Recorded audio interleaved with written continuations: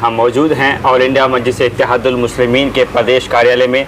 हमारे साथ हैं शुभाए सदर जनाब अख्तुल ईमान साहब। सर, सबसे पहले आपका खैर मकदम करते हैं। चलिए, बहुत बहुत शुक्रिया जनाब। लगातार रेल हादसाएँ हो रही है और उसमें किसी न किसी की जाने जा रही है। रघुनाथपुर में जो रेल हादसा हुआ, हमारे सीमांचल के भी एक व्यक्ति की जान गई जो कोचा धमनाफी के घर के विधानसभा से। क्या कहना चाहेंगे सबसे पहले इसी पे हम? देखिए, मैं तो ये कहूँगा कि देश के तमाम तर तरक्की के पैमाने चौपट होकर रह गए हैं जब से मनहूस हुकूमत मोदी की आई है, और रेल व्यवस्था तो बिल्कुल चौपट होकर रह गया है। डब्बों की हालत अच्छी नहीं है, रेल का मेंटेनेंस अच्छा नहीं है, धुले हुए बगैर धुले हुए चादरें लोगों को पैसेंजर्स को दी जाती हैं, डब्बे के अंदर में रहता कोई नज़र नहीं है। कैंसिलेशन के नाम पर, तत्काल के नाम पर सरकार रेल यात्रियों को लूट रही है, और मेंटेनेंस के नाम पर कुछ भी नहीं है। जो बड़े बड़े ठेके दिए जा रहे हैं वो पार्टी के लोगों को दिया जा रहा है। 1/4 भी काम नहीं हो रहा है। रेल प्लेटफॉर्म में जाके देख लीजिए, 2 साल के अंदर में जो काम हुआ वो सारा चौपट होकर रह गया है। जो रेल हादसा भी हुआ है पे दर पे हो रहा है, ये तमाम तर मोदी राज के फेलियर का मामला है। मोदी ने बड़ी चालाकी से राजतंत्र के तौर पर रेल मंत्रालय को अपने आप में सल्ब कर लिया। सारी चीजों में झंडा वही दिखा रहा है।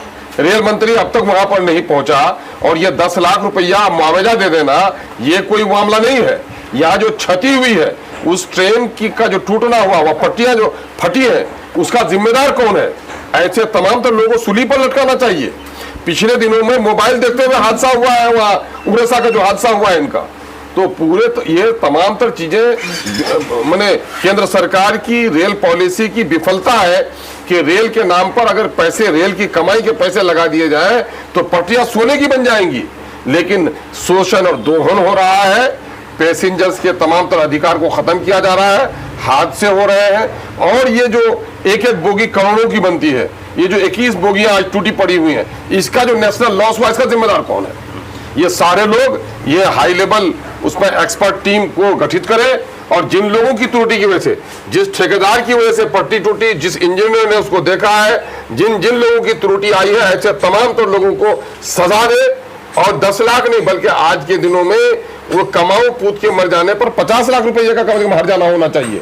ये कोई, एक तो वेलफेयर स्टेट में वैसे भी किसी घर का कमाऊ पूत चला जाए तो 2-4-10 लाख रुपए सरकार को सहायता देनी चाहिए। जब सरकार के जुर्म की वजह से मर्डर हो गया लोगों का, ये अपनी लापरवाही के नतीजे में मर्डर कर रहे हैं। जहां भी जाएंगे मोदी जी अपना चार्टर्ड प्लेन से जाएंगे, उसको कई बार उनके जान की कीमत है, और देश में बसने वाले जो लोग उसको वोट दे रहे हैं उनके जान की कोई कीमत नहीं है। सरकार मुआवजा की रकम दोगुनी करवाए, और सरकार ऐसे तमाम तर रेल कर्मियों पर, रेल के ठेकेदारों पर जिनकी त्रुटि से यह हादसा हुआ, ऐसे लोगों को सजा दे, और रेल के अंदर में जो त्रुटियां हुई है उस त्रुटि को खात्मा करे। ये बच्चा जो अभी मरा है वो हमारे रिश्ते का बच्चा है। इत्तेफाक से खुद मेरा बेटा भी उसी ट्रेन में था, इसलिए हादसे के फौरन बाद ही हमको खबर मिल गई कि इस तरह का हादसा हुआ, अल्लाह ने उसे बचा लिया, है ना। मामला ये है कि इस तरह का हादसा पे दर पे हो रहा है, ये इस सरकार के फेल्यूर का सबसे बड़ा सबूत।